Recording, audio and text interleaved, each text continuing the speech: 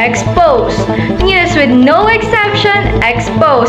Delivering nothing but the truth, this is Hilason na medyo perfect, 6969 in your radio dial, The Expose.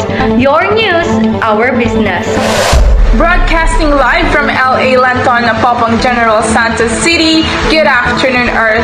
This is pinakabarato, pinakapresko, at pinakakompleto Trisha Ulod, serving you with the hottest like me and the most leading news of the hour. Your news, Marites.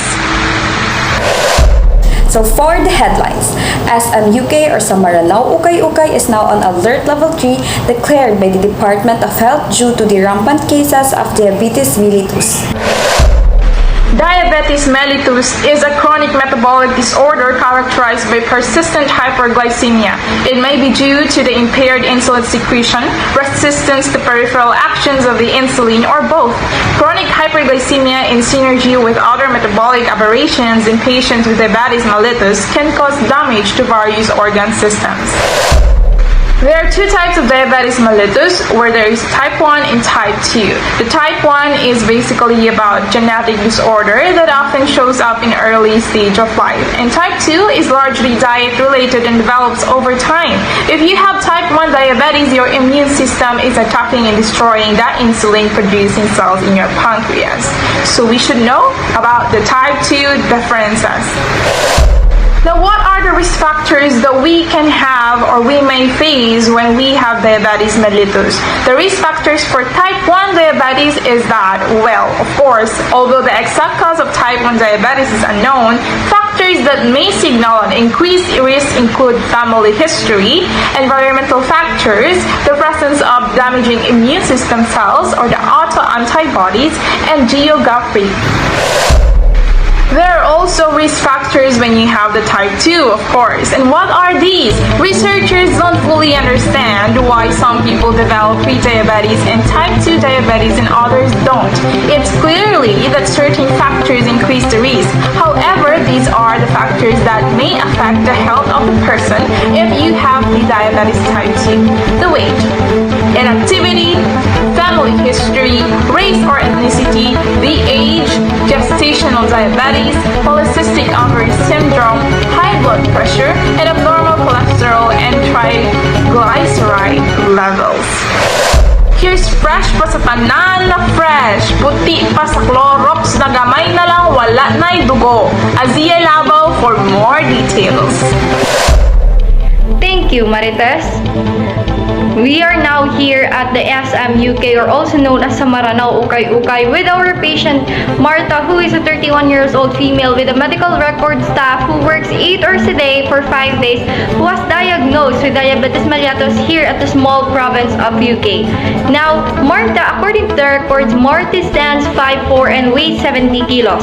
She loves to eat cakes partnered with coffee, and she usually goes to coffee shop to have a brighter day after day of work. According to the record also, it shows that Martha diagnosed to have diabetes mellitus, and now it is concerning her for her health and would like to address diabetes with diet and exercise. Martha was also advised by her physician to have a total calorie intake with 1,006 calories per day. Now here we have the carbohydrates, for proteins and fats. For the carbs of the patient, we have 1,600. We have to multiply it by 0.65 is equivalent to 1,040 kcal. For the fats, we also have 1,600 times 0.20 is equivalent to 320 kcal. And for our protein, we have 1,600 multiplied by 0.20 is equivalent to 320 kcal. Now we have to compute again for the grams of the carbohydrates, proteins, and fats. For the carbohydrates or carbs, we have 1,040 divided by 4 is equal to 260 grams. 320 of fats divided by 9 is equal to 35.5 grams, and for the protein we have 320 divided by 4 is equal to 80 grams. Now, according to the physician, here are the things that we need to help teaching with the patient. First, we have to maintain a healthy weight living. We have to maintain a healthy weight. We have to lose weight if your BMI is greater than 25. Regular monitoring and ongoing treatment to maintain normal or near normal blood pressure, blood sugar levels, and exercise regularly. Go with friends, take dance class, and relax with yoga. Find something you like so you'll stick with it. Choose lean and low-fat foods. Eat unprocessed or high-fiber foods like whole grains, fruits, and vegetables. Use fat-free or low-fat milk yogurt. Eat as little added sugar as possible each day. Use less fat or oil when cooking and baking. Eat healthy and moderate amounts and watch portion sizes, especially when eating. And we have to administer medication on time and do not skip. Now that's for the health teaching of our patient. And now we have our one-day meal plan that is intended for our patient, which is Martha. So our one-day meal plan consists of breakfast, snacks, lunch, and also our dinner. So for our breakfast, first is we have our ingredients. So first is we have our 2 slices of toasted sweet potato. So it consists of 15.09 grams of carbohydrates, 1.18 grams of protein, and 0.04 grams of fats. Next is we have our omelette, which is the 2-egg veggie omelette. So our omelette consists of 0.08 grams of carbohydrate, 12 grams of protein, and 14 grams of fats. Next is we have our 1 cup low-fat plain of yogurt with a half banana smash. So our plain yogurt consists of 4.7 grams of carbohydrates, 3.5 grams of protein, and 0 grams of fats. Next is, let's proceed to our snacks. So for the ingredients of our snacks, we have our 1 slice of avocado, which consists of 3.41 grams of carbohydrates, 0.85 grams of protein, and 5.5 grams of fats. Next is we have our 1 medium size of apple. So it consists of 25 grams of carbohydrates, 0.43 grams of proteins, and 0.21 grams of fats. Next is we have our lunch. So the ingredients of our lunch is we have the 2 ounces of our roasted chicken. So it is in the breast part and the skin should not be eaten. So it consists of 0 of carbohydrates, 24 grams of proteins, and 3 grams of fats. Next is we have our medium baked potatoes.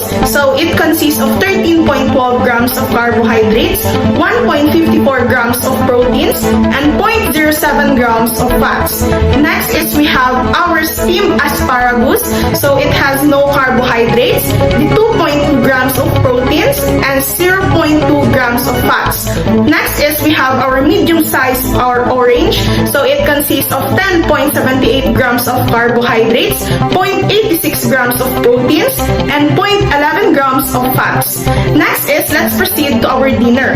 So our dinner consists of 2 ounces of salmon fillet. So it has 0 carbohydrates, it has 80 grams of proteins, and 10.5 grams of fats. Next is we have our 1 cup of brown rice. So it consists of 17.05 grams of carbohydrates, 1.83 grams of proteins, and 0.65 grams of fats.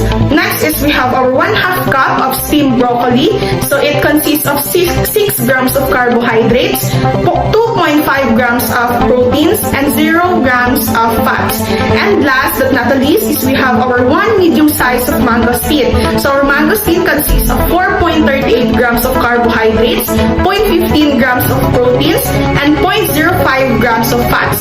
So that's all for our one-day meal plan for our client, which is Martha.